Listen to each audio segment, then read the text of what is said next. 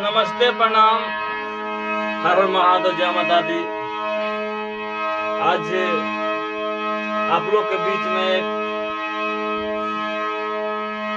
छोटा सा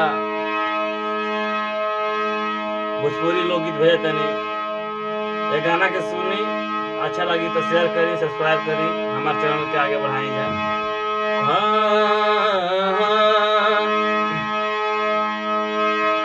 बनला समैया के सबही यार हवे, बनला समैया के सबही यार हवे, बिगाड़ल के केहू